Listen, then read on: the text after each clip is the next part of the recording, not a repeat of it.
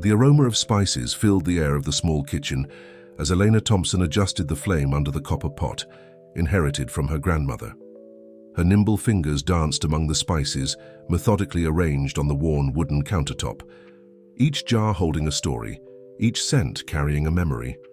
The restaurant Home Flavors, her little refuge in the heart of Chicago, hadn't yet opened for the day, but Elena was already in her element, preparing the dishes that would be part of that afternoon's special menu. Aunt Elena, the cheerful voice of her 16-year-old niece, Zoe, echoed through the space. The vegetable supplier is here and he brought those eggplants you asked for. Elena smiled without taking her eyes off the sauce she was preparing. Can you ask him to bring them to the kitchen, dear? And don't forget to check if they're truly organic. The restaurant was more than a business. It was the dream Elena had built with her own hands over the past 8 years. The ancient stone walls told stories of generations, and each rustic wooden table had been personally chosen by her at different bazaars around the city. The place wasn't large, just 12 tables arranged cozily, but to Elena it was perfect. As she adjusted the seasoning of the sauce, her mind wandered to the conversation she'd had with her accountant the night before. The finances were tight as always, but she refused to raise prices or compromise the quality of the ingredients. Her restaurant was known for offering authentic dishes at fair prices, and that reputation meant more to her than higher profits. Miss Thompson? A deep, formal male voice interrupted her thoughts. Elena turned to find a tall man, impeccably dressed in a grey suit, completely out of place in the unpretentious setting of her kitchen. Yes, she replied, wiping her hands on the apron embroidered with small blue flowers, a gift from her mother. My name is Kevin Young, and I represent Mr. Eric Carter. The man paused as if expecting the name to have some impact. Faced with Elena's questioning look, he continued, Mr. Carter is one of the most prominent businessmen in New York, and he has a proposal for you. Elena gestured to one of the chairs at the small table she used for preparing dough. Please, have a seat. Would you like some tea? That won't be necessary, thank you, I'll be brief. Kevin remained standing, maintaining a formal posture. Mr. Carter visited your restaurant 2 weeks ago anonymously. He was impressed with your cooking. A faint blush colored Elena's cheeks. She tried to recall any customer who might have been the mysterious millionaire. But over the past weeks, she had served dozens of people, all treated with the same care and attention. Mr. Carter is looking for a personal chef, Kevin continued. Someone who can prepare meals exclusively for him at his residence in New York. He believes you would be the ideal person for this position. Elena nearly dropped the spoon she was holding. Forgive me, but there must be some mistake. I'm not a trained chef. I've never worked in luxury restaurants. My cooking is simple, traditional. That's exactly what Mr. Carter is looking for, interrupted Kevin, allowing himself a small smile. Authenticity. He's tired of the artificiality of high-end cuisine. He wants someone who understands the true essence of American food. Zoe, who had quietly returned to the kitchen, watched the scene with wide eyes. Elena noticed her niece was holding her breath, waiting for her response. It's a very kind offer, Elena began, choosing her words carefully. But I have my restaurant. Here, I can't just abandon it. Kevin pulled an envelope from the inside pocket of his jacket. Mr. Carter anticipated your concern. Here's a formal proposal, including financial compensation that would allow you to keep the restaurant under the management of someone you trust, with all costs covered. Elena's hands trembled slightly as she took the envelope. When she saw the numbers, her heart leaped. It was more money than she could save in 5 years of hard work at the restaurant. Why me? She finally asked, her voice almost a whisper. Mr. Carter is a unique man, Kevin replied, adjusting his tie. He values not just skill, but integrity. He spent weeks researching you, how you built this place, how you treat your staff and customers. The food was only part of the equation. Elena looked around her kitchen at the pots she knew so well, the herbs drying by the window, the worn tiles that told the story of countless meals prepared with love. The idea of leaving it all seemed impossible, but something inside her stirred at the possibility of a new adventure. How long do I have to decide? She asked, surprising herself with the question. Mr. Carter is offering 3 days for your consideration. If you accept, we'd expect you to start within 2 weeks. Kevin pulled a business card from his pocket. My contact information is here. We'll await your response. After Kevin left, Eleanor stood still for a few minutes, the envelope weighing in her hands as if it were made of lead. Zoe approached cautiously. Auntie, are you really considering it? Elena took a deep breath, inhaling the familiar scent of her spices. I don't know, dear. I don't know. That night, after closing the restaurant, Elif went up to the small apartment she kept above the establishment. Sitting on her balcony, overlooking the shimmering lights of the Chicago harbor, she unfolded the proposal once again. The terms were more than generous. Beyond the salary, there were provisions for the restaurant's upkeep, an apartment in New York, and benefits she could barely comprehend. Her thoughts were interrupted by the ring of the phone. It was her sister, Alice, Zara's mother. So is it true? Alice asked without preamble. Zara told me about the offer. Yes, Elif replied, watching a lone seagull glide over the harbor. But I don't know if I should accept. Why not? Alice's voice was brimming with enthusiasm. It's an incredible opportunity. You've always wanted to expand your horizons, and now you have the chance. The restaurant will stay here, Alice interrupted. Zara and I can take care of it. You've taught me everything you know about running it, and the girl already knows all your recipes. Elif smiled, thinking of how her niece had grown up in the restaurant's kitchen, absorbing every technique, every culinary secret like a sponge. Besides, Alice continued, her voice softening, since Michael left, you've buried yourself in this restaurant. Maybe it's time for a change. The mention of her ex-fiancé's name made Elif flinch slightly.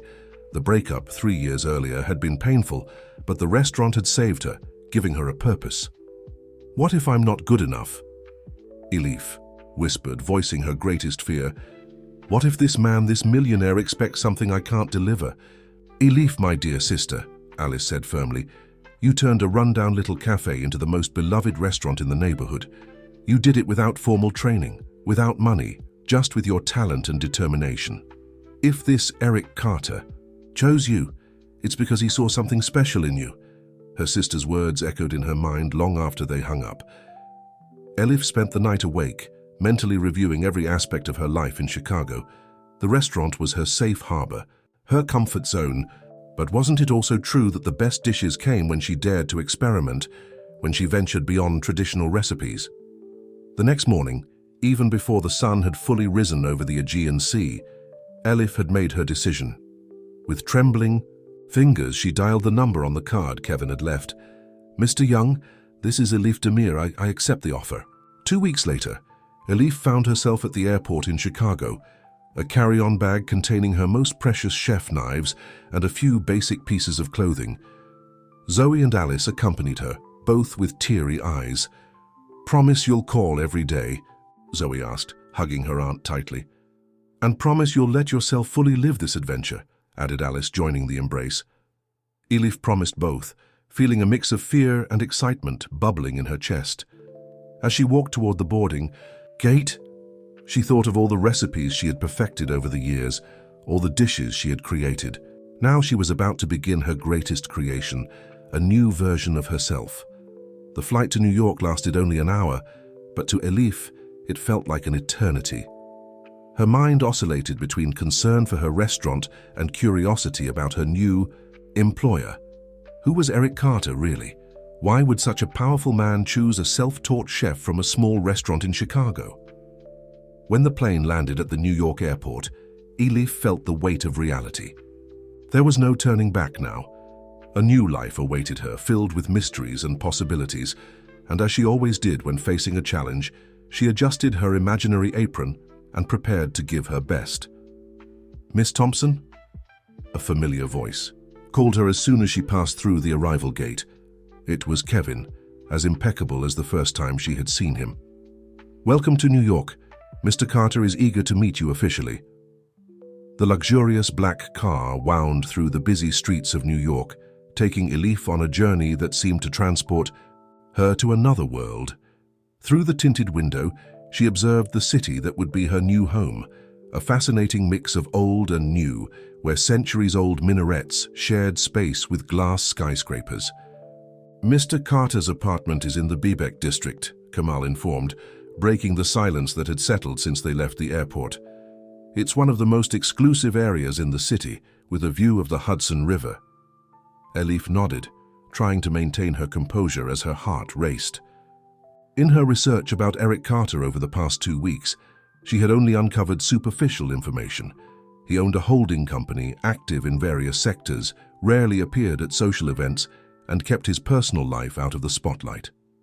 The car stopped in front of an impressive building, its glass and steel facade reflecting the blue of the New York sky. A uniformed doorman opened the door for them, greeting Kevin with familiarity. "This way, Miss Thompson," Kevin indicated, guiding her to a private elevator. He inserted an electronic card and typed a code. "This elevator goes directly to the penthouse. You'll receive your own access card later today." The elevator rose smoothly through the floors, and Elif felt her stomach churn. She wasn't sure if it was from the height or the anxiety. When the doors opened, she had to hold back a gasp of admiration. The penthouse was a spectacle of modern architecture. Floor-to-ceiling glass walls offered a panoramic view of the Hudson River, its waters shimmering under the morning sun. The space was decorated with minimalist elegance, each piece of furniture seeming to have been chosen with scientific precision. "Miss Demir." The deep, controlled voice made Elif turn around. Emir Karahan was nothing like she had imagined. Tall and athletic, appearing to be in his early 40s, he had a presence that commanded immediate attention. His eyes, a deep green, seemed to assess every detail with an unsettling intensity. He wore a tailored graphite-toned suit, but something in his posture suggested he was more comfortable in less formal attire.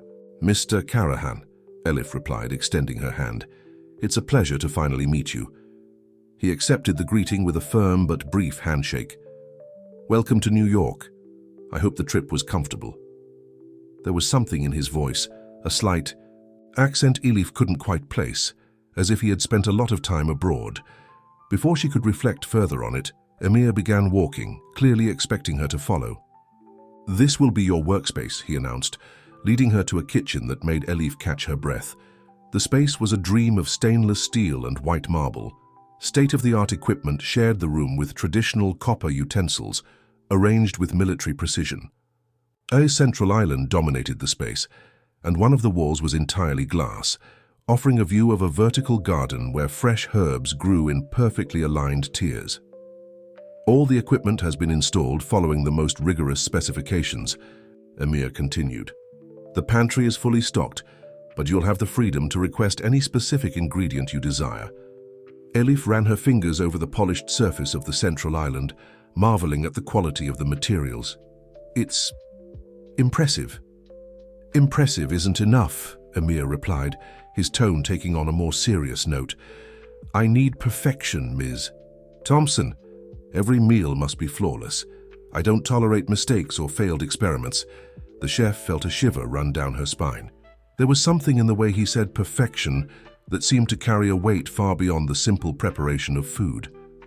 "With all due respect, Mr. Karahan," she found herself saying, surprising even herself with her boldness, "cooking is a living art.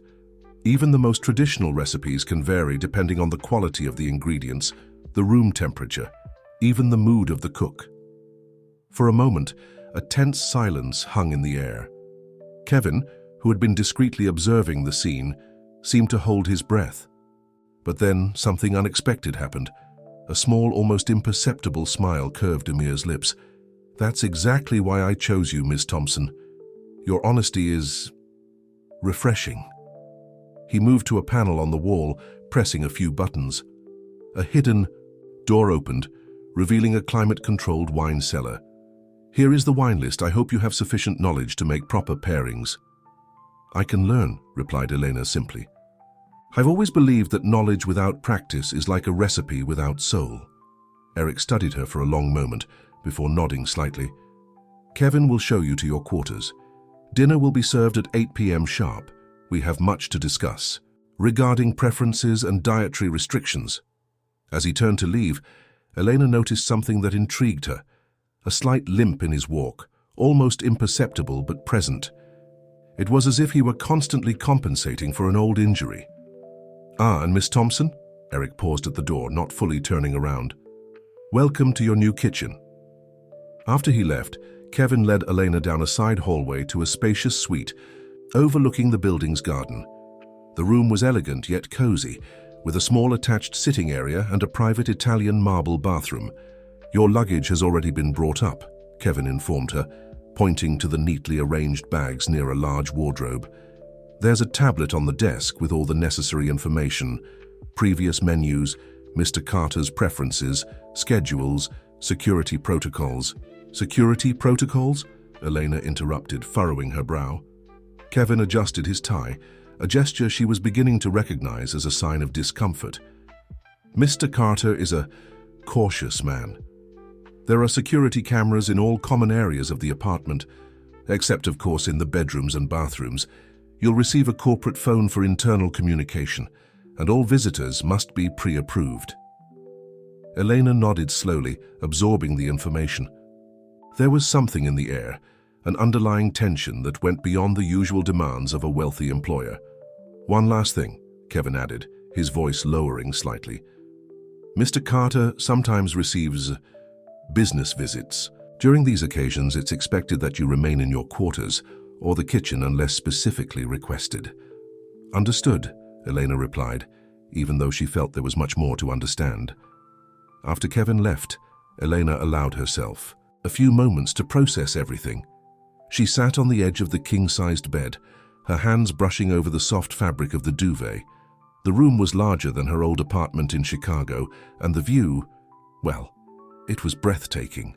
Checking the clock, she saw she had a few hours before she needed to start preparing for dinner. She decided to explore her new kitchen in more detail.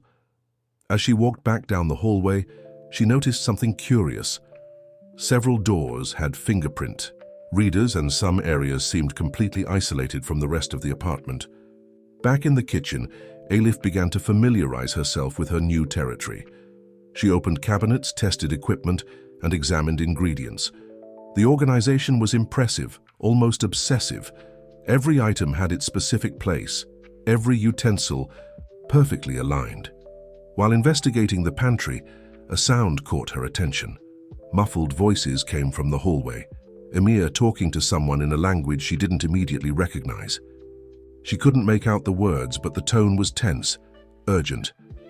Moments later, she heard footsteps quickly retreating and the distinct sound of the elevator. When she returned to her exploration, she noticed something different. A small red stain on the floor near the kitchen entrance. Crouching to examine it closer, she realized it was red wine. A few drops had spilled from a glass or bottle. Elif quickly cleaned the stain, but that small incident lingered in her mind. It was a reminder that behind the facade of perfection, Emir Karahan maintained, there were untold stories, carefully guarded secrets. As the afternoon progressed, she began preparations for her first dinner as a personal chef. She decided to prepare dishes that represented her culinary essence, traditional, flavors with subtle touches of innovation. While her hands worked confidently, chopping, seasoning, and tasting, her mind wandered. Who was Emir Karahan, really? Why would a man who could have any renowned chef in the world choose someone like her? And what did all those security measures, the conversations in foreign languages, and the restricted areas of the apartment mean? The sun began to set over the Hudson River, painting the sky in shades of orange and pink as Elif finalized the dinner preparations.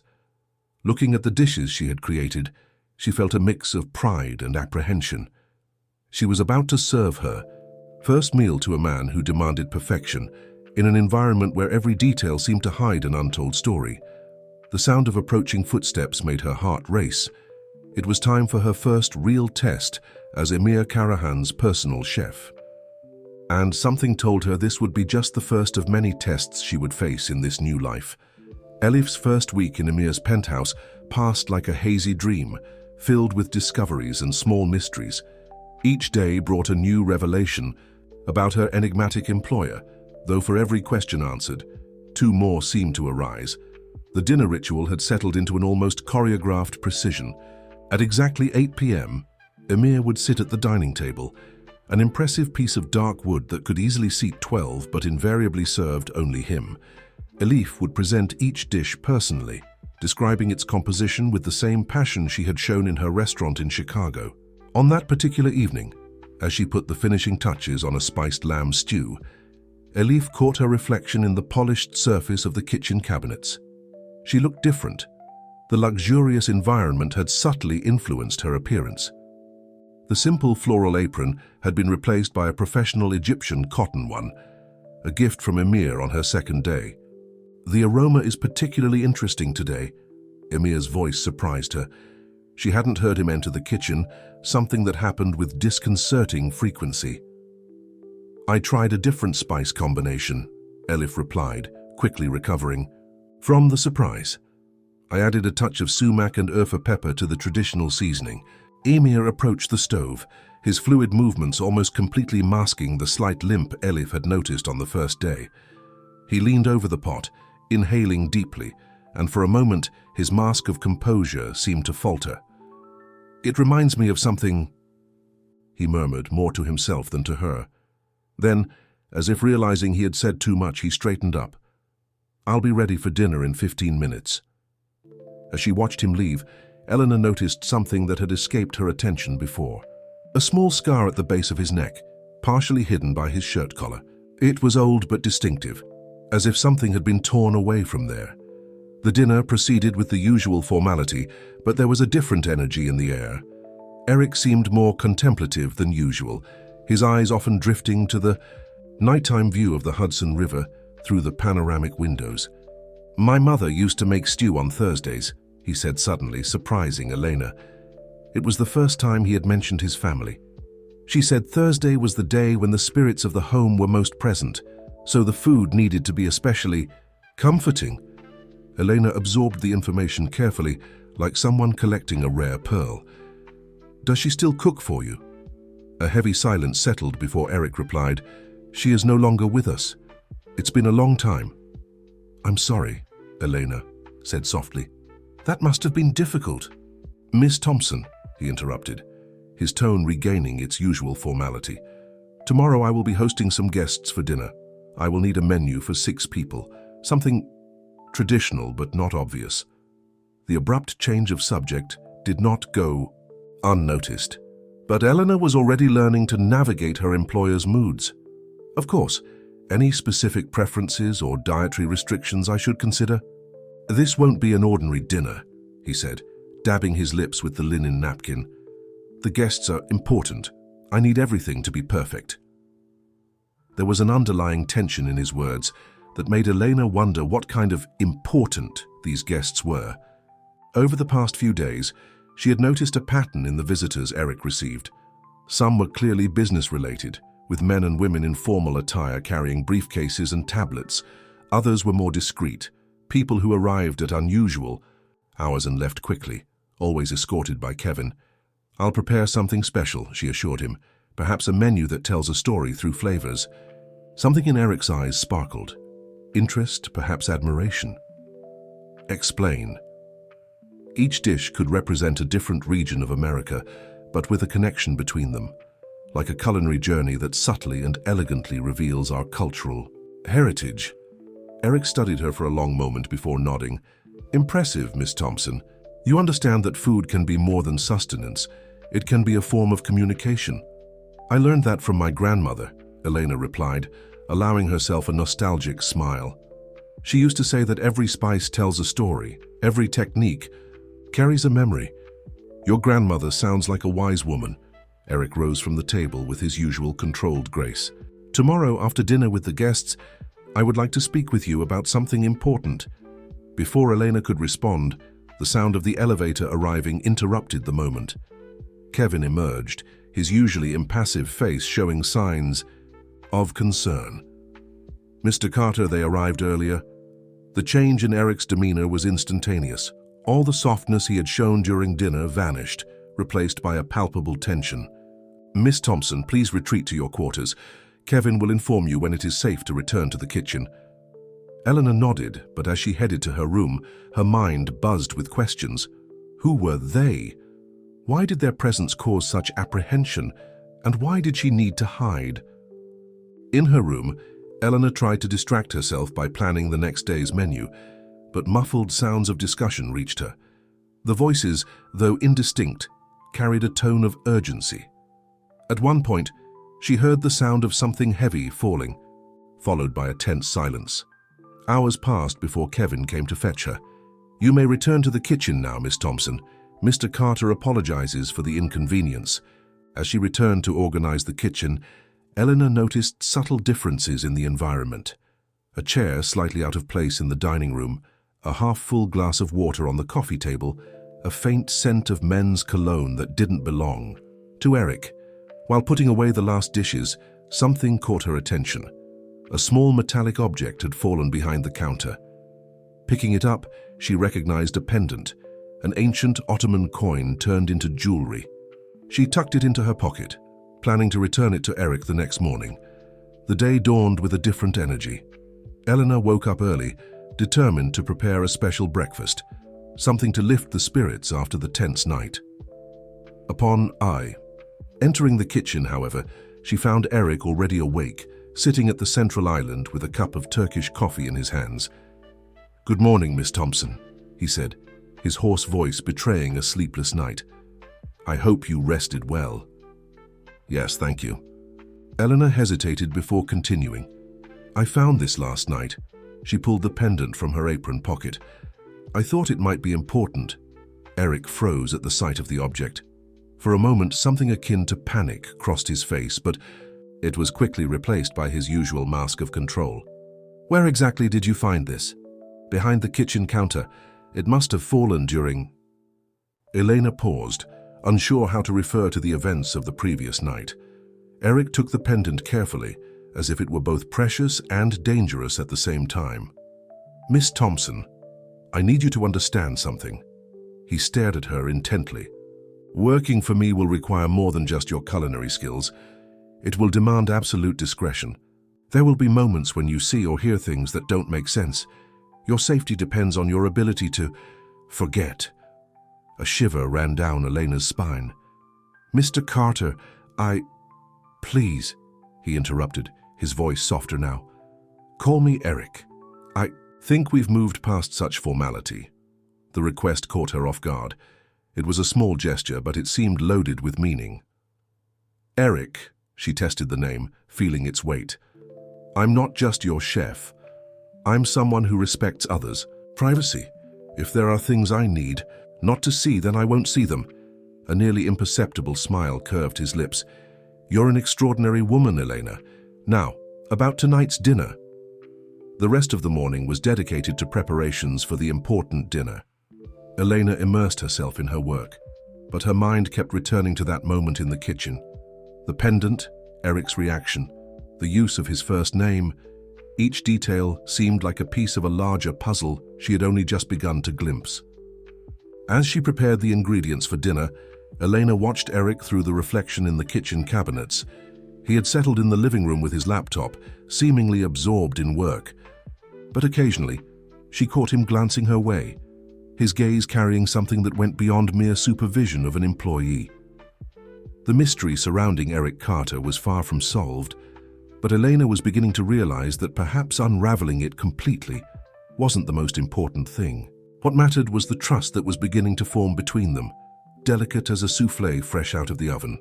As the sun began its descent over the Hudson River, painting the sky in shades of pink and gold, Elena allowed herself a moment of reflection. In just 1 week, her life had completely changed. The small restaurant in Chicago seemed like part of another life, another time.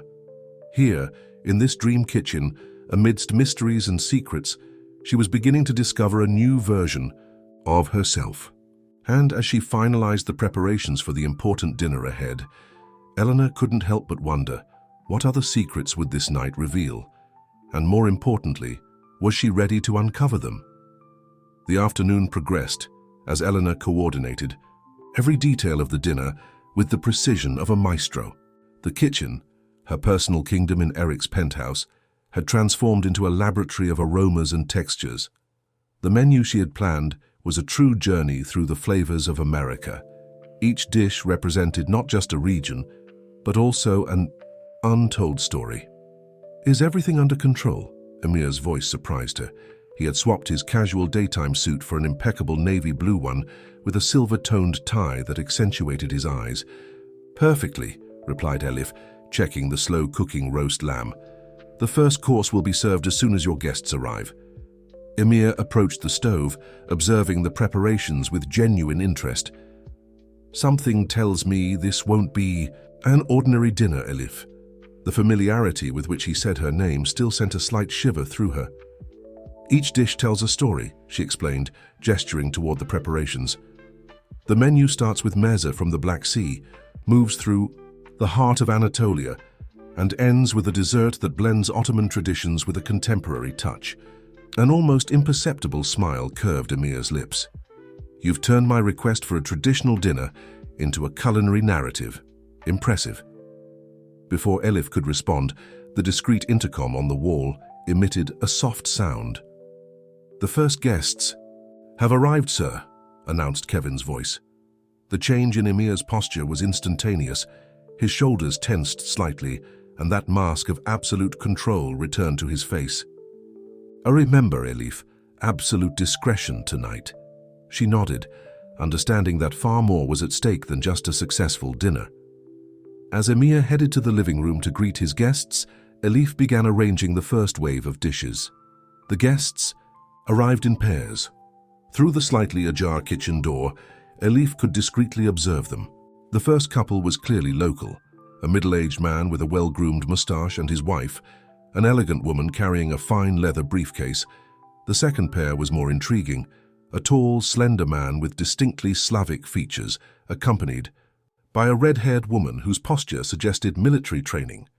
The last guest arrived alone, and her presence caused a noticeable shift in the atmosphere. She was a woman of about 50, dressed in understated elegance, but there was something in her eyes that suggested absolute authority. When she greeted Emir, Elif noticed they spoke in what sounded like Arabic, but with a dialect she didn't recognize. "The first course can begin," Kevin informed, appearing silently beside Elif. The meze Elif had prepared were miniature works of art, small portions of various appetizers, each representing a regional specialty: smoked anchovy pâté from the Black Sea, wild herbs from the Aegean prepared with first-press olive oil, eggplant paste with pomegranate from the southeast region. As she served, Elif could feel the evaluative gazes of the guests. The red-haired woman, in particular, seemed to study her every move with unsettling intensity. "Your new chef is interesting," the older woman commented in perfectly articulated Turkish, though with a distinct accent. "Where did you find her, Emir?" "Sometimes the best talents are in the most unlikely places, Madame Aziza," Emir replied smoothly. There was something in the way he addressed her that suggested a clear hierarchy. The conversation flowed in multiple languages: Turkish, Arabic, and occasionally English and Russian. Elif, focused on her task, still couldn't help but notice how the dynamics at the table shifted subtly depending on the topic. Certain words were spoken more softly. Certain topics made the guests exchange meaningful glances. Between courses, as Elif finalized preparations in the kitchen, fragments of conversation reached her. "The situation in the north is getting complicated. The documents need to be transferred before the next cycle. Our contacts in Los Angeles have confirmed the movement." Each sentence seemed like a piece of a larger puzzle, a mystery that extended far beyond the walls of that penthouse. The main course, the roast lamb that Elif had prepared with such care, elicited an appreciative pause in the conversation. The meat, so tender it fell apart at the touch of a fork, had been prepared with a special blend of spices she had inherited from her grandmother. "Extraordinary," murmured the man with Slavic features after the first bite. "It reminds me of dinners in Damascus, before everything changed." A heavy silence followed his comment, broken only by the clinking of cutlery. Elif, who had returned to the kitchen to oversee dessert, noticed that Emir had tensed his shoulders at the mention of Damascus. It was during the serving of dessert, a modernist reinterpretation of the traditional kunafa, that the first sign something was wrong appeared. Kemal's phone vibrated discreetly, and after reading the message, He leaned over to whisper something in Emir's ear. The reaction was subtle, but Elif, who was beginning to learn the nuances of her employer's expressions, noticed the concern in his eyes. Emir maintained his composure, continuing the conversation without any visible change, but his right hand occasionally touched the pocket of his jacket, where Elif knew he kept a secondary phone. The tension reached its peak when a distant sound, something like a muffled explosion, caused the penthouse windows to vibrate slightly. The guests exchanged quick glances, but no one commented on what had happened. "I believe it's time for us to take our leave," declared Madame Aziza, rising with feline grace. The dinner was memorable. The other guests followed her lead, saying their goodbyes with the same calculated formality with which they had arrived.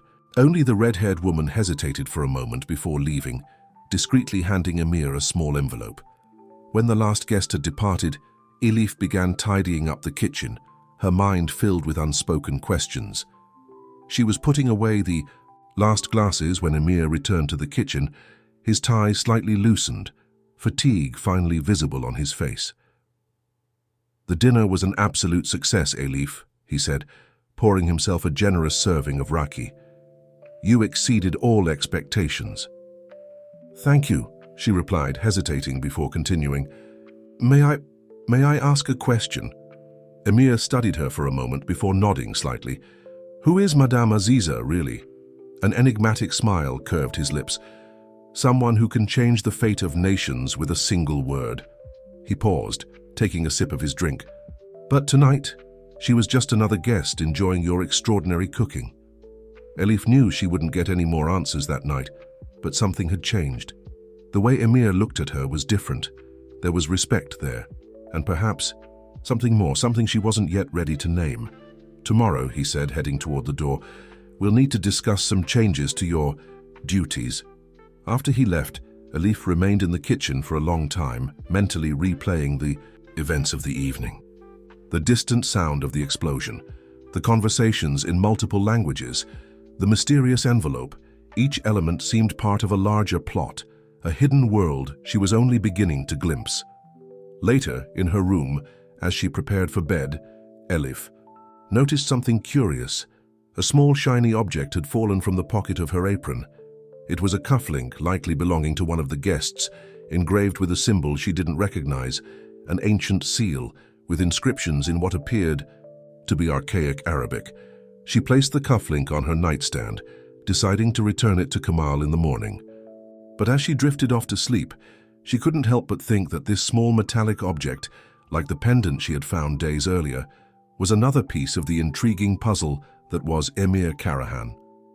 The gentle sound of the Hudson River outside was like a distant lullaby, but Elif's dreams that night were filled with images of ancient maps, coded documents, and glances heavy with unspoken secrets. At some point during the early hours of the morning, she woke up startled, having dreamed of Madame Aziza whispering something in her ear, words in a language she didn't know, but which, in her dream, seemed to carry the weight of the world. The crescent moon shone over the waters of the strait, and Elif found herself reflecting on how much her life had changed in such a short time. From being the chef of a small restaurant in Chicago to an unwilling participant in a game whose rules she still didn't fully understand. But instead of fear, what she felt was a growing curiosity, a desire to unravel the mysteries surrounding her enigmatic employer. Tomorrow would bring new revelations, new challenges, and Elif, with her sharp intuition and willingness to embrace the unexpected, was more than ready to face them. After all, as her grandmother always said, the best dishes are those that combine unlikely ingredients in surprising ways. The morning after the dinner dawned with a soft mist over the Hudson River, enveloping New York in an ethereal veil that seemed to separate the city from the rest of the world. Elif woke before sunrise, her body still operating on the rhythm of her years managing the restaurant in Chicago. As she prepared her morning Turkish coffee, she mentally reviewed the events of the previous night. The sound of the elevator arriving surprised her. It was too early for visitors. To her surprise, it was Eric who emerged from the sliding doors, dressed in running clothes with a thin layer of sweat on his forehead. "Good morning, Elif," he said, heading to the fridge and grabbing a bottle of water. I didn't expect to find you awake so early. Old habits are hard to break, she replied, noticing how he seemed more relaxed in his athletic wear. Would you like a cup of coffee? Eric hesitated for a moment before nodding. Actually, we can have coffee together. There's something we need to discuss. Elif's heart quickened slightly. There was a seriousness in his tone that intrigued her. She poured 2 cups of the aromatic coffee she had just brewed, placing them on the kitchen island. Last night's dinner, Eric began after taking an appreciative sip, was more than just a meal. It was a test. A test? Elif frowned, confused. Madame Aziza isn't just an important guest, she's... He paused, choosing his words carefully. Let's say she's someone who needs absolute certainty about the people who are part of certain circles. And did I pass this test? Elif asked, trying to keep her voice steady. An enigmatic smile curved Eric's lips. With distinction. In fact, Madame Aziza was so impressed that she made a specific request. He pulled an envelope from the pocket of his running jacket. She wants you to prepare a special dinner at her residence in Beverly Hills next week. Elif nearly choked on her coffee. Beverly Hills? It would be a short trip, just 3 days, Eric continued, as if traveling to another country were a routine matter. I'd accompany you, of course. There are other matters I need to attend to there. Elif's mind spun with the implications. In less than a month, her life had transformed from a predictable routine in Chicago to something that seemed straight out of an international mystery novel. Mr. Kara. Eric, she corrected herself. There's something I'm not fully understanding. Here. What kind of personal chef travels to other countries to cook for their employers' friends? Eric studied her for a long moment, his intense green eyes as if they could see right through her. What kind of personal chef finds ancient pendants and cufflinks with inscriptions in archaic Arabic? Elena's blood ran cold. She hadn't mentioned the cufflink to anyone.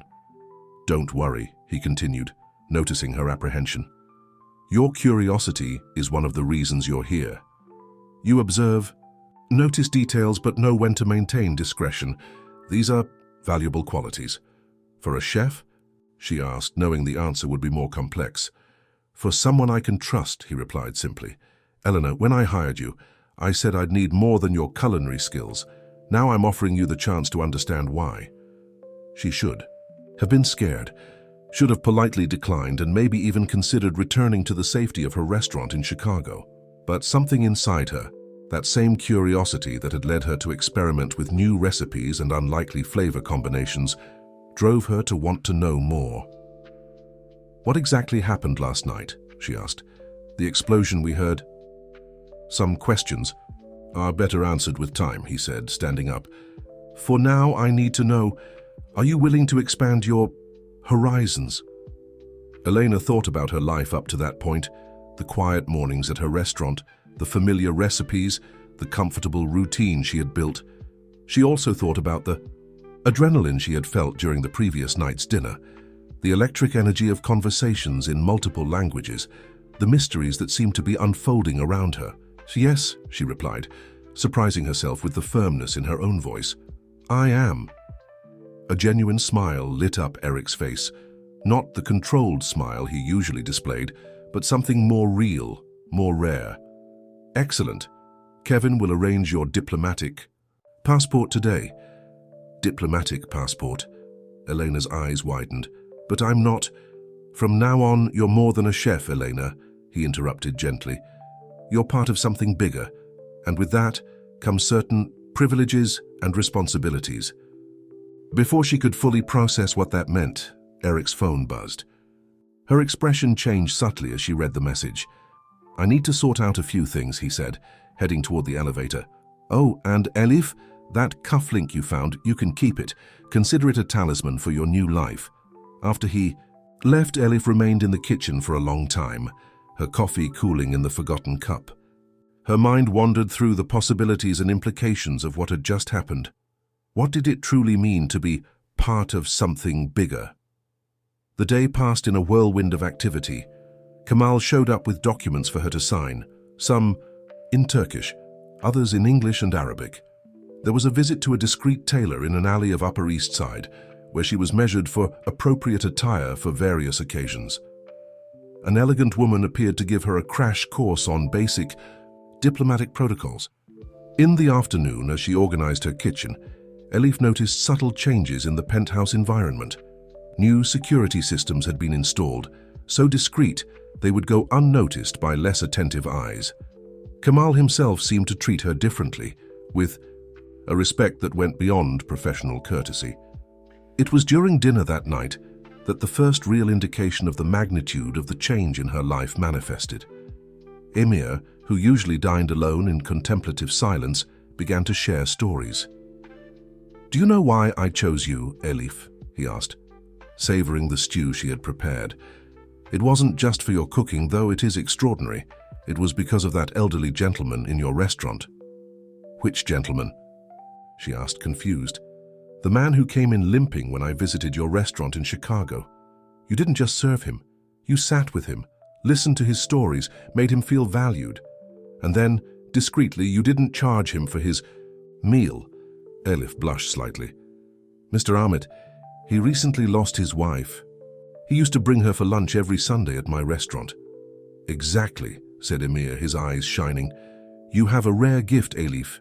You truly see people, understand their unspoken needs, and, more importantly, you know how to keep their secrets." A comfortable silence settled between them, broken only by the clinking of cutlery and the distant sound of New York traffic below. "Can I ask you a personal question?" Elif ventured, gathering courage. Emir gestured with his hand, allowing her to continue. "Your scars." She hesitated but continued when she saw he didn't shut down. "Do they have something to do with Damascus? With what the man mentioned last night?" For a moment she feared she had gone too far, but then Eric set his utensils aside and looked at her directly. 5 years ago I was in Damascus on a humanitarian mission. Things went wrong. I spent 3 months in captivity before I managed to escape. The scars are reminders of that time." The simplicity with which he shared something so personal caught her off guard. "I'm sorry. I shouldn't have asked." "You have the right to know," he interrupted gently. "Especially now that you're becoming part of this world. There are risks, Elena, real and significant ones. But there's also the chance to make a difference, to help people who can't help themselves." "Is that what you do?" she asked. "Help people?" An enigmatic smile curved his lips. "Let's say my organization facilitates certain things. Sometimes it means ensuring important documents reach the right hands. Other times it means creating opportunities for crucial conversations to happen in controlled environments. Like a dinner," Elena concluded, beginning to understand. "Like a dinner," he agreed. "Food has a unique power, Elena. It can break down barriers, create connections, facilitate dialogues that would be impossible under other circumstances. Your kitchen isn't just about feeding people, it's about creating moments, building bridges." That night, lying in her bed, Elena gazed at the crescent moon over the Hudson River. The cufflink with ancient inscriptions rested on her nightstand, glowing softly under the nightlight. Her life had transformed into something she could never have imagined. In 3 days, she would be in Beverly Hills cooking for Madame Aziza, a woman who apparently could change the fate of nations with a single word. And that was just the beginning. Something told her that her journey with Eric Carter would take her to places she had never dreamed of, involving her in stories much larger than her own. The sound of a helicopter passing low over the building brought her back to the present. Outside, New York continued its eternal dance between past and present, between East and West. And now she, Elena Thompson, a simple chef from Chicago, was about to become part of something that seemed to transcend these boundaries. Her last thought before falling asleep was about how her grandmother always said that the true flavor of a dish comes not just from its ingredients, but from the stories and secrets it carries. Now, more than ever, Eleanor understood the true meaning of those words. The private jet cut through the night sky over the Persian Gulf, its lights blinking softly against the darkness. Elena watched through the window, still trying to process how quickly her life had changed. Only 3 days had passed since her conversation with Eric in the kitchen, and now she was on her way to Dubai in a private jet, with a diplomatic passport in her pocket and a suitcase full of carefully selected spices. First time on a private plane? Eric's voice brought her back to the present. He was seated across from her, working on a laptop, his nimble fingers typing something that appeared to be in Arabic. First time leaving America, admitted Elena, smiling timidly. I never imagined my international debut would be like this. Eric closed the laptop, giving her his full attention. There's something you need to know about Madame Aziza before we arrive, he said, his tone growing more serious.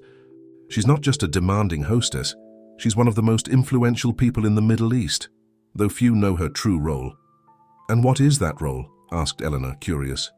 She's a mediator, replied Eric, choosing his words carefully. When certain people need to resolve delicate situations without drawing attention, they turn to her.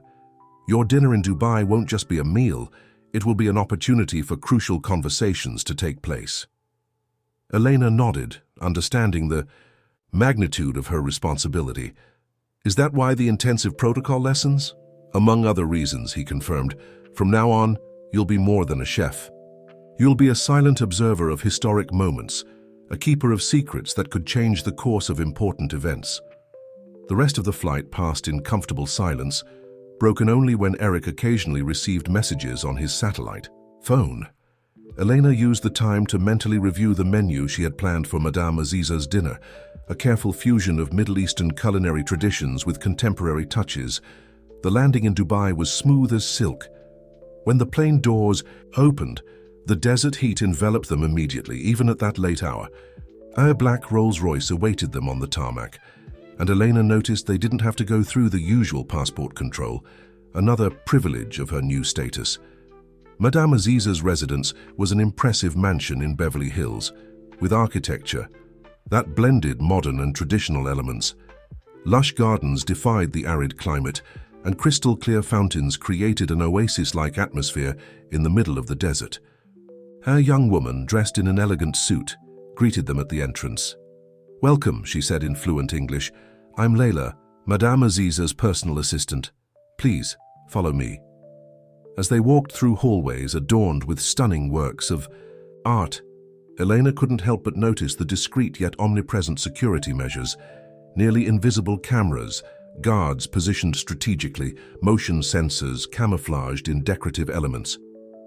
The kitchen that would be her domain for the next few days was a spectacle in itself, a vast modern space equipped with cutting-edge technology, but also featuring traditional elements like a clay oven for Arabic bread.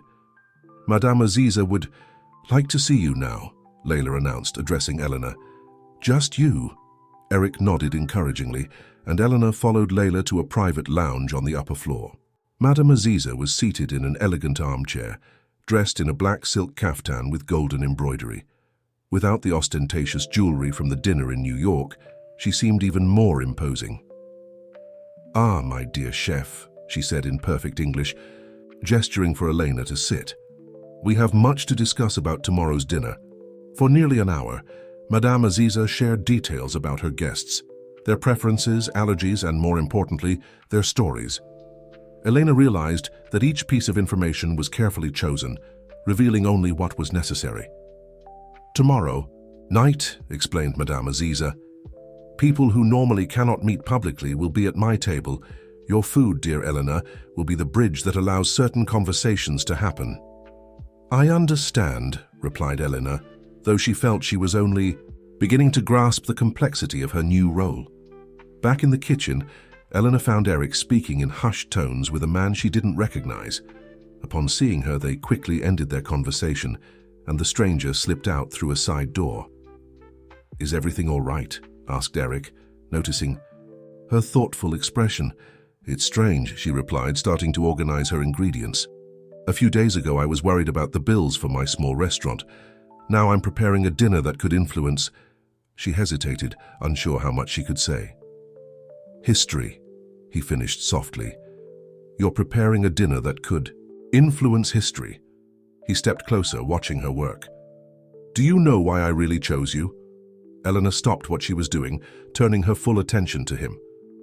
"Because you understand that food is more than sustenance. It's connection. In your restaurant in Chicago, you didn't just feed people. You created moments of peace, of understanding. That's exactly what we need here."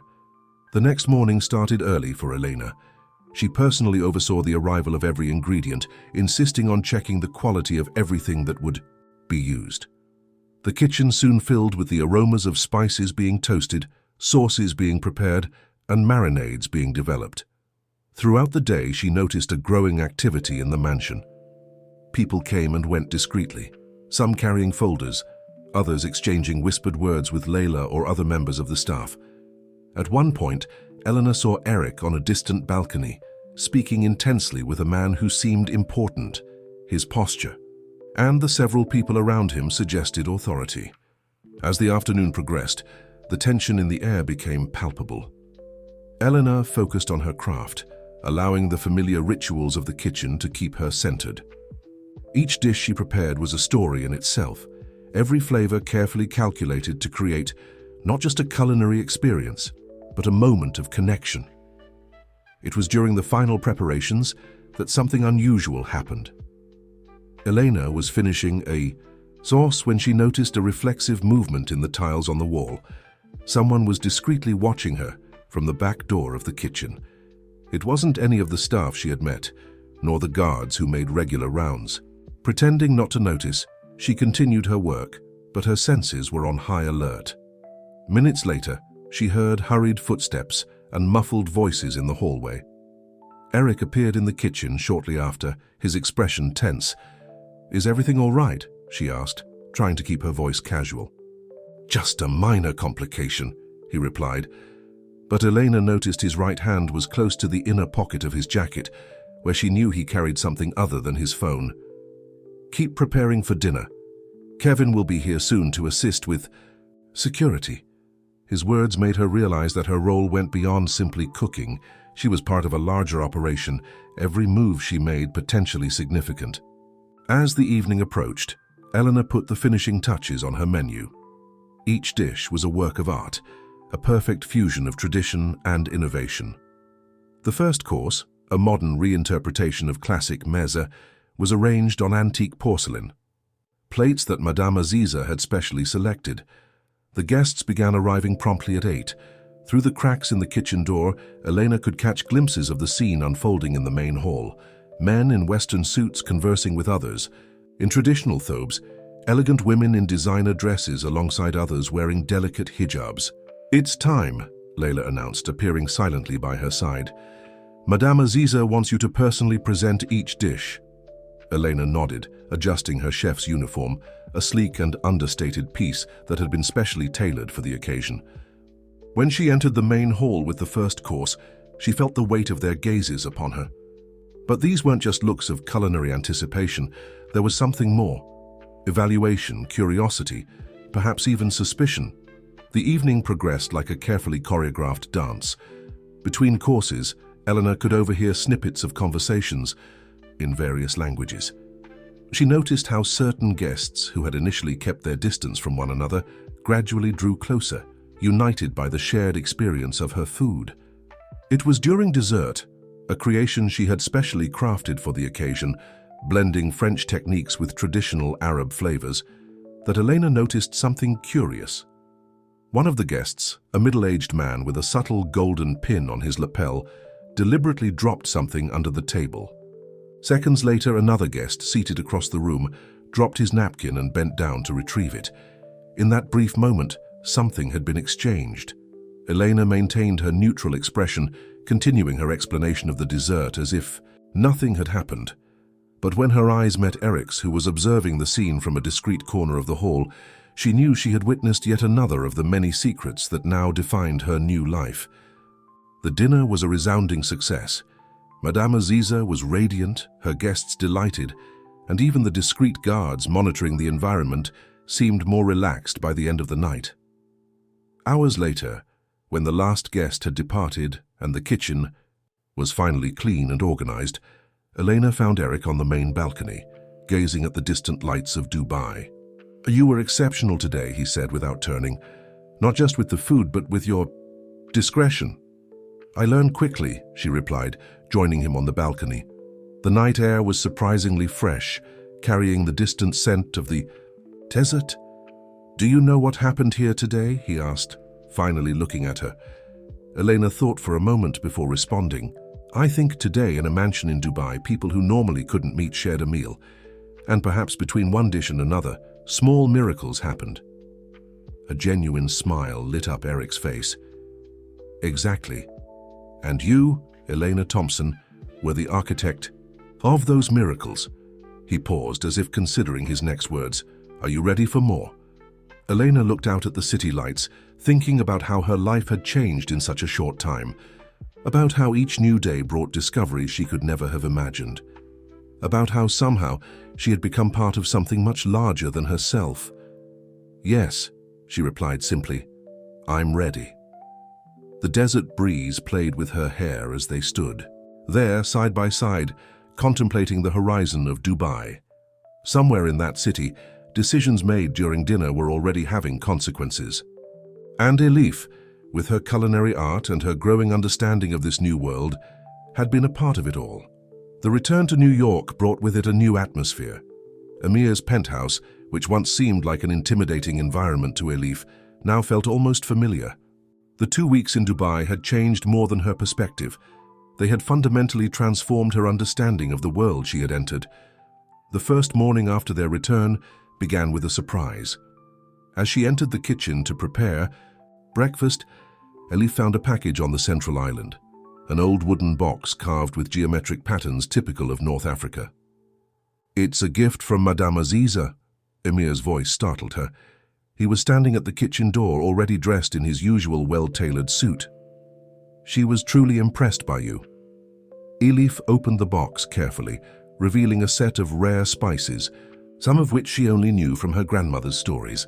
Each jar was a small work of art, with labels handwritten in Arabic calligraphy. This is, she picked up one of the jars, marveling, this is real saffron from Iran, and this, it can't be, wild cardamom from the mountains of Yemen. Emir finished, stepping closer. Madame Aziza has connections with suppliers that few people in the world know about.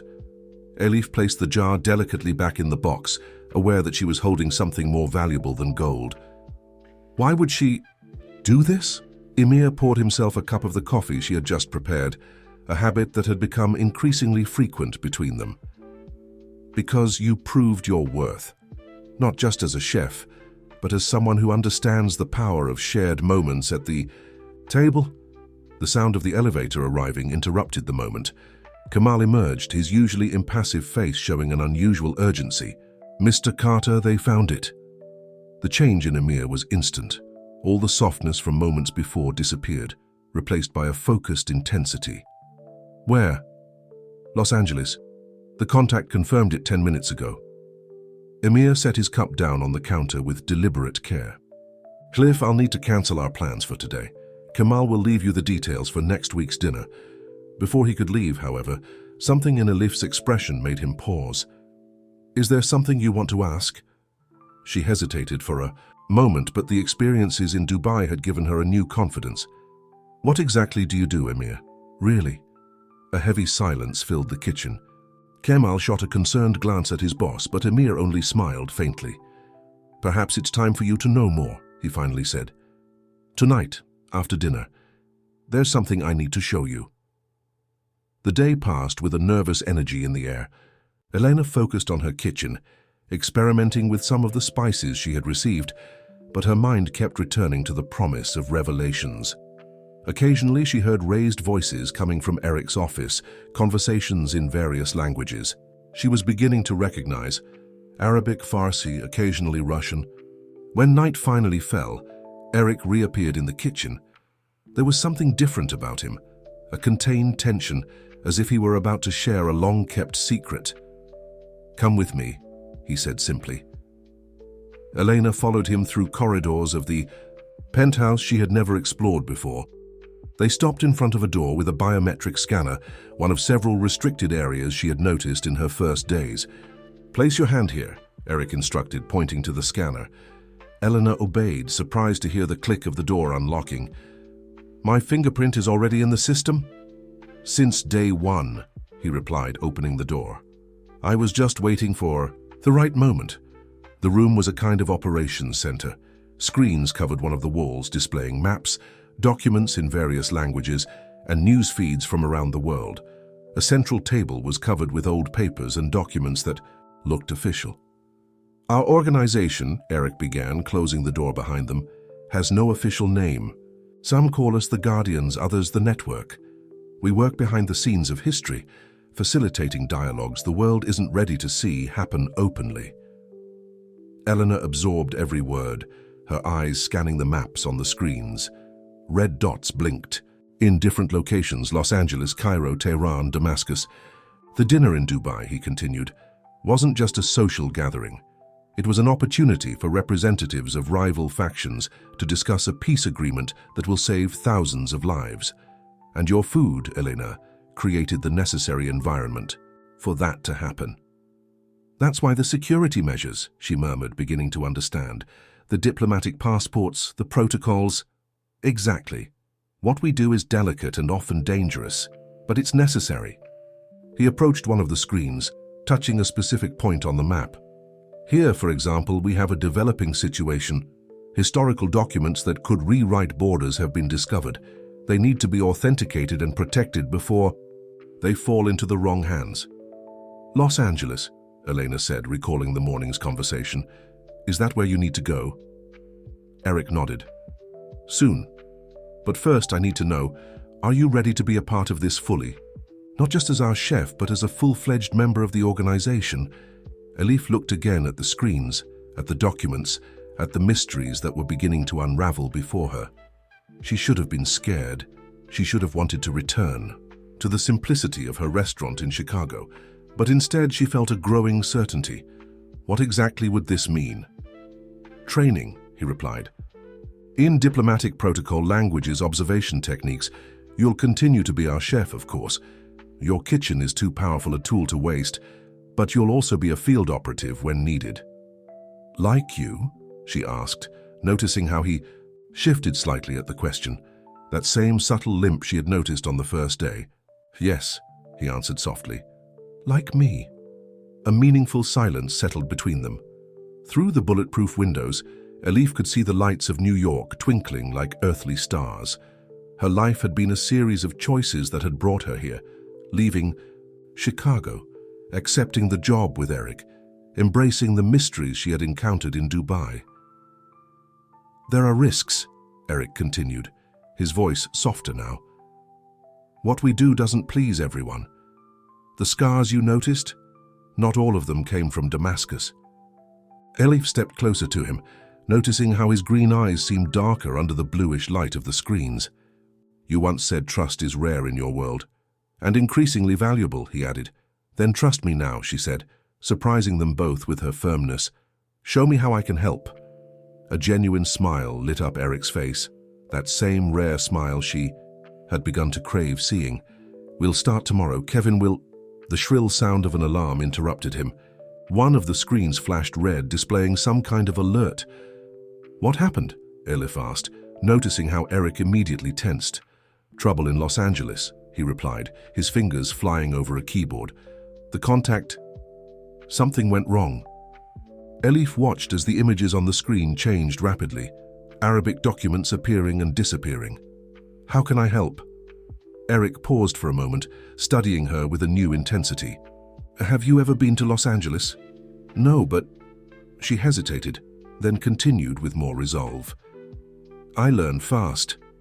Yes, he said, a glimmer of admiration in his eyes. Learn it well, he said, turning back to the screens. We'll need to leave in 48 hours. There's a traditional restaurant in the historic center of Los Angeles that needs a temporary new chef. A cover. Precisely. The real owner is one of our contacts. The documents we're looking for are hidden somewhere in the neighborhood. And the restaurant is the perfect observation point. Elena felt her heart race with a mix of fear and excitement. What about the preparations here? Kevin will handle everything. You have 24 hours to create an authentic Lebanese menu that will even impress the locals. A confident smile curved her lips. That won't be a problem. My grandmother was half Lebanese. I have some family recipes that would wow even the most traditional chefs in Los Angeles. Eric studied her for a long moment, as if seeing her in a new light. You never cease to amaze me, Elena Thompson. Neither do you, Eric Carter, she replied softly. The moment between them was interrupted by another series of alerts on the screens. More red dots had appeared on the map, more emergencies demanding attention. Go rest, Eric said, turning his attention back to the monitors. Tomorrow will be a long day. As she walked back to her room, Elena felt the weight of what she had just accepted. This wasn't just a new adventure, it was a new purpose, a new life. The rare spices in her kitchen, gifts from one of the most powerful women in the Middle East, now seemed like symbols of her transformation. In her room, she opened the window, letting the breeze from the Hudson River drift in. New York, at night, was a spectacle of lights and shadows, of ancient stories and modern secrets. Somewhere in the city, decisions were being made, lives were being changed. And she, Elena Thompson, the chef who once dreamed only of having her small restaurant in Chicago, was now part of something much bigger. Something that, like the best recipes, combined unlikely ingredients to create something extraordinary. Los Angeles awaited her, with its mysteries and dangers.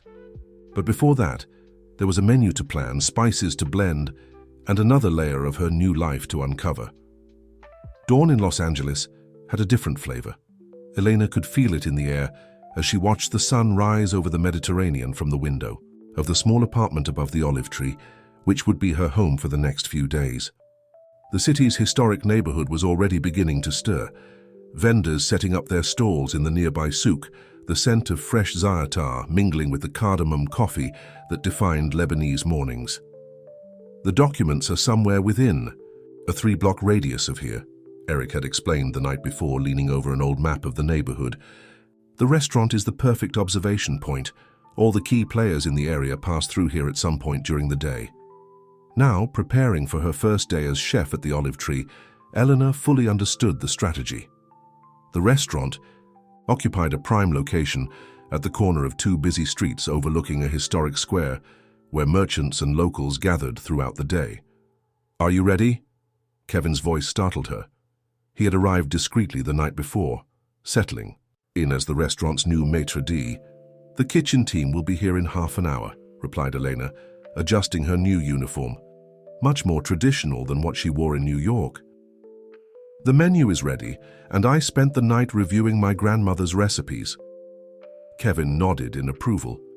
"Remember, your eyes and ears are as important as your hands today. Every customer could be significant." The morning passed in a whirlwind of activity. The kitchen team, 3 local young chefs and 2 assistants, greeted her with a mix of curiosity and skepticism. Elena knew she needed to earn their respect quickly. "Today we'll start with something special," she announced in carefully practiced Arabic. She pulled a small recipe notebook from her bag, its pages yellowed with age. "These are my grandmother Amelia Sanders' recipes. She was born not far from here, in Tripoli." The mention of the name Sanders caused an immediate shift in the atmosphere. One of the younger chefs, Yvonne, widened her eyes. "Sanders? From the family of—" "Yes," Elena interrupted gently, noticing Kevin's warning glance. "Those Sanders." The work flowed naturally after that.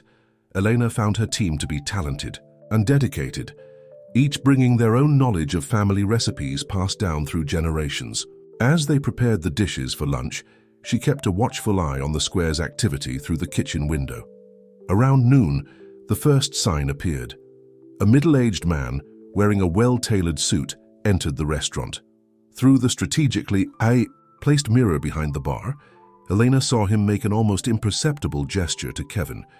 "Table 7, Kevin murmured as he passed through the kitchen. "He'll order the fish of the day. Pay attention to who sits near him." Elena coordinated the preparations with studied precision, ensuring every dish that left the kitchen was perfect. The man in the suit was served a traditionally prepared spicy fish, but with a special touch she had learned from her grandmother, a specific blend of spices that was like a signature of the Sanders family. Minutes later, an elegant woman took the table next to him. Her silk hijab matched her Chanel suit perfectly, and her movements had that studied gracefulness Eleanor had learned to recognize in Beverly Hills, the hallmark of someone trained in discreet operations. The day continued like this, a delicate ballet of seemingly casual encounters and subtle exchanges of information. Eleanor divided her attention between overseeing the kitchen and closely observing the dining room, mentally cataloging every detail that might be significant. It was in the mid-afternoon during the quiet period between lunch and dinner that something unusual happened.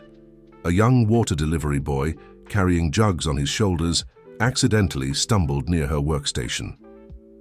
"1,000 apologies, chef," he said in Arabic, bending down to clean up the spilled water. In an almost imperceptible motion, he slipped a small folded paper into the pocket of her apron. Eleanor kept her expression neutral, continuing to work as if nothing had happened. Only half an hour later, when she had a moment alone in the pantry, did she carefully unfold the note. Coordinates. 3 numbers written in precise handwriting followed by a single word in Arabic. Maktaba, library. When Eric appeared at the restaurant for dinner, sitting discreetly at a table in the back, Elena took the moment of personally serving his dish to pass along the information. "Interesting choice of spices today," he commented aloud for the benefit of the other customers. Then, more softly, "Find a way to check those coordinates. There must be something in the old library in the neighborhood." Dinner proceeded without incident, but Elif could feel a growing tension in the air. More people than usual seemed to be moving around the square, some with that attentive look characteristic of professional surveillance. Near closing time, Yvonne, the young chef, approached Elif with a worried expression. "Chef, there's something I need to tell you," she said in a low voice. "About your grandmother. About the Sanders." Before she could continue, a noise from the street interrupted the conversation. Sounds of breaking glass and muffled shouts came from the direction of the square. Kevin appeared instantly at the kitchen door. "Everyone inside," he ordered with authority. "Lock the back doors and stay away from the windows." Elif led her team to the safest area of the kitchen, but her mind was racing. What was Yvonne about to reveal? And more importantly, was the commotion outside related to her mission? The next few hours were tense. The restaurant remained closed, the lights dimmed to avoid attracting attention. Through the slits in the blinds, Elif could see suspicious movements in the square, groups of men whispering, cars passing slowly. It was almost midnight when Eric reappeared, entering through the back of the restaurant with Kevin. "We need to move faster," he said, his voice tense. "We're not the only ones looking for the documents." "The coordinates," Elif reminded him. "Do they point to the old library?" "Yes, but there's a problem." Eric ran his hand through his hair, a rare gesture of frustration. "The library is closed. For restoration. Access is restricted. Maybe," Elif hesitated, an idea beginning to form, "maybe we can use that to our advantage." Both men looked at her with interest. "Tomorrow is the start of Ramadan," she explained. "I'm planning a special iftar, a traditional dinner to break the fast. We could invite those in charge of the library." A slow smile spread across Eric's face. "Create an access opportunity through hospitality." Brilliant. "I can help with that," offered Yvonne, who had remained discreetly in the back of the kitchen. "My uncle is one of the library's curators." Elif noticed a quick exchange of glances between Eric and Kevin. There was something about Yvonne, about the Sanders, that she still didn't know, some deeper connection to this entire story. "Tomorrow, then," decided Eric. "But be careful, Elena. Every move we make will be watched." That night, in her small apartment above the restaurant, Eleanor couldn't sleep. The sounds of Los Angeles at night drifted through the window, the distant murmur of conversations, occasional car horns, the call to the last prayer echoing from the minarets. Her gaze kept returning to her grandmother's recipe notebook, its worn pages holding more than just culinary instructions. There was history there. Family secrets she was beginning to suspect were more significant than she had ever imagined. A movement on the street caught her attention. From her window, she had a partial view of the old library, a majestic building of Ottoman architecture, its pale honey-colored stones glowing under the moonlight. A solitary figure crossed the square toward the building. Even from a distance, Eleanor recognized Yvonne's distinctive gait. The mystery deepened, and Eleanor knew the next 24 hours would be crucial. Tomorrow, during the iftar, more than a traditional dinner would be at stake. Liv's secrets and perhaps even a piece of history needed to be preserved. Her fingers unconsciously touched the small cufflink she now carried as a talisman, the same one she had found in Eric's penthouse in New York. The Arabic inscriptions on it seemed to pulse under the nightlight, as if they held secrets waiting to be revealed. Los Angeles guarded its mysteries well, but Elena was beginning to learn that sometimes the deepest secrets revealed themselves not through investigations or confrontations, but through shared moments at the table, between bites of a meal prepared with intention and understanding. The morning of the iftar brought a different energy to Los Angeles. The air was charged not only with the traditional anticipation of breaking the fast, but also with a subtle tension that Elena could feel as she prepared her kitchen for what would be much more than just a festive dinner. "All the invitations have been accepted," Kevin informed her, discreetly handing her a list. The head curator of the library confirmed his attendance, along with his senior team.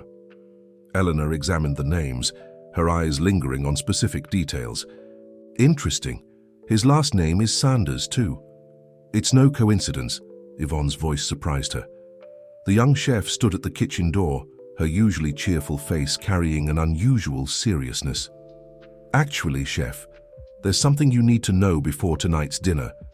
Kevin made a move to intervene, but Yvonne raised her hand in a surprisingly authoritative gesture. "She needs to know. It's her right." "My right?" Elena felt her heart quicken slightly. "Your grandmother, Amelia Sanders, she wasn't just a talented chef." Yvonne stepped closer, lowering her voice. "She was part of one of the oldest and most influential families in Lebanon, a family that for generations has been the guardian of secrets that could change the course of Middle Eastern history." The sound of footsteps interrupted the conversation. Eric had arrived, his expression tense as he noticed the scene unfolding in the kitchen. "She needs to know," he said softly, surprising everyone. "In fact, that's why you're here, Eleanor." It wasn't a coincidence. The next few hours passed like a hazy dream as Elif absorbed the revelations. Her grandmother, whom she had always known as a gentlewoman obsessed with perfect recipes, had actually been a key operative in a network protecting crucial historical documents. The very recipe notebook Elif carried with her was more than a collection of culinary instructions. It was a code. Each recipe, explained Yasmin, now revealed as a trained agent of the organization, contains hidden coordinates and information. Your grandmother developed a brilliant system. The ingredient quantities, when interpreted correctly, form codes that only the initiated can understand. "And the documents we're searching for now?" asked Elif, her mind spinning with the implications. "They are ancient Ottoman records," replied Eric, "that prove the true ownership of disputed lands. In the wrong hands, they could destabilize the entire region. In the right hands, they could prevent conflicts," Elif finished, finally grasping the magnitude of the situation. The rest of the day was dedicated to preparing for iftar. Elif threw herself into her work with newfound determination, each dish she prepared now carrying a deeper meaning. Her grandmother's recipes, which she had always considered special for their flavor, revealed themselves to be masterpieces of duality. As the sun began to set, the olive tree was transformed. Tables were arranged in a specific layout, which Elif now understood was strategically planned to facilitate certain conversations while hindering others. The aroma of slowly roasted lamb with rare spices filled the air, mingling with the scent of jasmine that discreetly decorated the space. The guests began to arrive promptly at the call of Maghrib.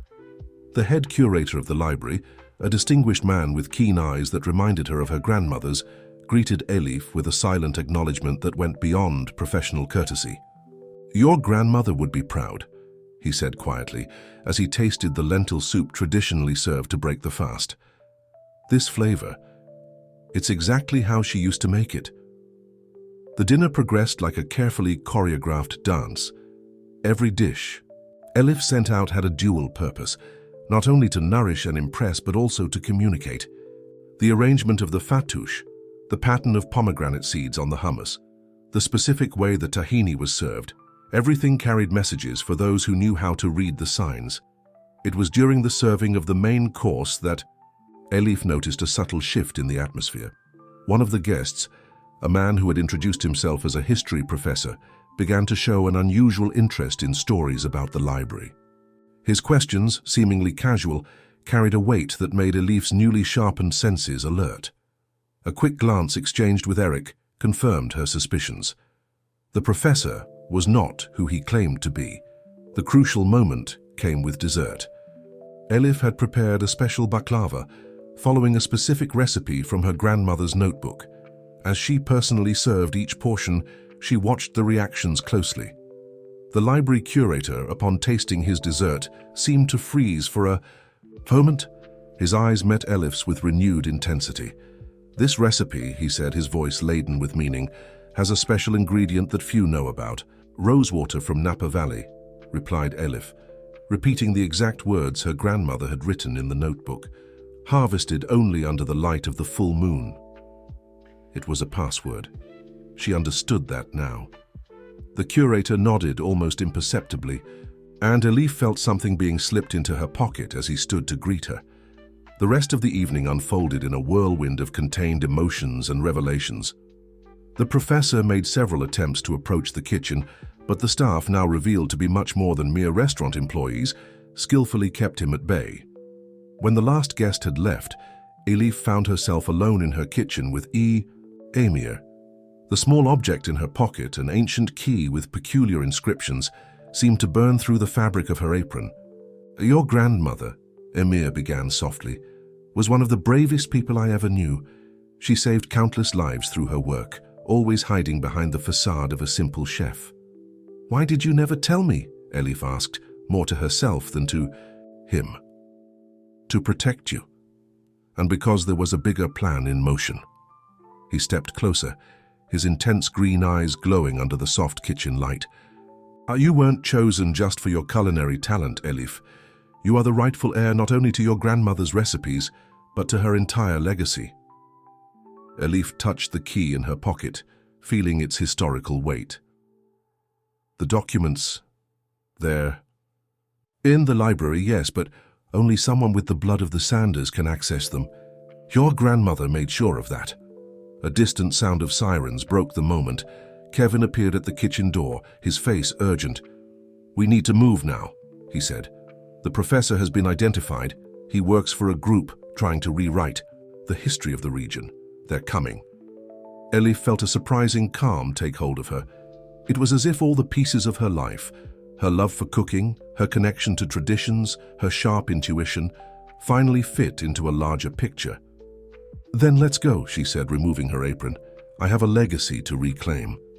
As they prepared to leave, Elif cast one last look at her kitchen, the place where, even unknowingly, she had begun to follow in her grandmother's footsteps. The copper pots gleamed softly, silent witnesses to yet another chapter in the long history of the Sanders. The night air of Los Angeles was heavy with anticipation as they emerged behind the restaurant. The crescent moon hung over the ancient city like an enigmatic smile, lighting the way for another night of secrets and revelations. The ancient library stood before them like a silent sentinel, its centuries-old stones bathed in the silvery moonlight. Elif held the ancient key in her hand, feeling every groove in its worn metal as if they were her grandmother's words traveling through time. "This way," whispered Yvonne, guiding them through a nearly invisible side entrance hidden among the vines covering the wall. The modern security systems have been disabled by the curator, but there are older protections, more significant ones. The interior of the library was a labyrinth of ancient shelves and elegant arches. The scent of old books and preserved history filled the air, mingling with the soft fragrance of cedar emanating from the shelves. Their footsteps echoed softly on the marble floor, each sound amplified by the sepulchral silence of the place. "Your grandmother used to say," began the curator who awaited them in a dimly lit corridor, "that the greatest secrets of history aren't written in official documents, but in the pages of recipe books and personal diaries, places no one would think to look." Elif understood then why her grandmother had been so insistent on teaching her not just the recipes, but the stories behind each dish. It wasn't just about preserving culinary traditions, it was about keeping alive a lineage of guardians. "The documents we are seeking," explained the curator, leading them through a series of increasingly narrow corridors, "are more than mere property records. They are proof of an agreement made generations ago, a pact of peace sealed with blood and honor." They arrived at a circular room, smaller than the others, where intricately carved wooden shelves spiraled up to the ceiling. In the center, a marble pedestal awaited, its surface marked with symbols that Elif recognized from the cufflink she carried as a talisman. "The key, please," the curator requested softly. With surprisingly steady hands, Elif handed over the ancient key. The curator examined it for a moment, then pointed to a small opening in the pedestal that she hadn't noticed before. "This is your heritage, Elif Sassin Demir. Only you can open this." The use of her full name, including the maternal surname she rarely used, carried the weight of generations. Elif approached the pedestal, carefully inserting the key. It turned smoothly, as if recognizing the touch of a Sassin. A soft click echoed through the room, and a hidden drawer opened in the pedestal. Inside, wrapped in ancient silk, was a set of documents and a worn leather-bound book that looked all too familiar. "Your grandmother's original notebook, Emir," said softly, stepping closer. "What you carry is a copy, made to protect the original." Distant sirens pierced the night's silence. Kemal, who had been standing guard near the entrance, appeared quickly. "They're approaching," he warned. "We need to move." As Elif carefully gathered the documents and the notebook, a sudden movement at the entrance of the circular room alerted them. The professor was there, no longer trying to maintain his academic facade. "I didn't know the Sassines still had living heirs," he said, his voice carrying an accent Elif couldn't place. "This makes things more interesting." Before he could take another step, however, something extraordinary happened. The shelves in the room began to move, rotating silently as if part of an ancient, well-preserved mechanism. The curator had activated some kind of historical security system. "Go," he shouted. "There's a passage behind the third shelf to the right. It leads to the ancient tunnels beneath the city." Emir grabbed Elif's hand, pulling her toward the passage as Kamal and Yasmin covered their retreat. The sound of multiple footsteps echoed through the library's corridors. More people were arriving. The passage led them to a network of tunnels Elif had never imagined existed beneath the streets of Los Angeles. The air was damp and ancient, heavy with the weight of centuries of history. "These tunnels," Yasmin explained as they ran, "were used during various wars to protect people and important documents. Your grandmother knew them well." After what felt like an eternity navigating the underground corridors, they emerged in a surprising location, the gardens of an old spa, now converted into a boutique hotel. "Transport is waiting at the back," Kamal informed them, checking his phone. "Madame Aziza has arranged our exit." Only when they were safely aboard a private jet, flying over the Mediterranean toward New York, did Elif finally have a chance to properly examine her inheritance. The original notebook of her grandmother was a masterpiece of subterfuge. Each recipe was genuine and functional, but it also carried coordinates, contact names, and crucial information encoded in the quantities of ingredients and the preparation methods. "Your grandmother," said Eric, sitting beside her, "developed this system over the years. Every dish she created was both a culinary work of art and a piece of a larger puzzle." "Is that why you chose me?" asked Elena, finally voicing the question that had been consuming her. "Because I'm a Sanders?" "No," he replied, his green eyes meeting hers with intensity.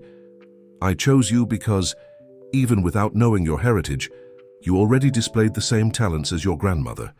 The ability to see beyond the obvious, to transform something simple into something extraordinary, to create connections through food." Days later, back in the penthouse in New York, Eleanor found her place in the kitchen with a new perspective. The documents were safe, secured in a location only she and a select few knew about. Her grandmother's notebook had revealed more secrets, connections, safe locations, other guardians scattered across the world. One morning, as she prepared breakfast, Eric surprised her with a proposal. The restaurant in Los Angeles, he said, needs a new owner, someone who can maintain its role as a meeting point for certain important conversations. Elena smiled, understanding the offer in its many layers. And the penthouse here? It will always be your home in New York, he replied, stepping closer. And I will always need a personal chef who understands that some meals carry more than just flavors. The sun rose over the Hudson River, painting the sky in shades of pink and gold. In the kitchen that had become her sanctuary, Elena began planning her next menu. Each dish would be a story, each flavor a shared secret, each meal an opportunity to build bridges between different worlds. Her grandmother's notebook lay open on the counter, its worn pages containing not just recipes, but a legacy of courage, intelligence, and dedication to something greater than herself. Beside it, her own notebook was beginning to fill with new recipes, new codes, new stories for the next generations. In the pantry, the rare spices gifted by Madame Aziza mingled with the traditional seasonings she had always used, creating a bridge between her simple past and her extraordinary present. The cufflink with ancient inscriptions, now transformed into a pendant she always wore, glowed softly in the morning light. Eric watched her work, a gentle smile on his lips. Between them, there was now not just trust and admiration, but also a deep understanding that some bonds are forged not by circumstance or convenience, but by a destiny greater than the individuals involved. The aroma of Turkish coffee and fresh bread filled the kitchen, blending with the scent of flowers from the vertical garden. Outside, New York awoke to another day, its ancient and modern streets intertwining like the threads of a complex tapestry. And Elena, granddaughter of Amelia Sanders, chef, guardian, and so much more, knew she had found her true place in the world, a place where food was more than sustenance, where recipes held more than instructions, and where every shared meal could change the course of history.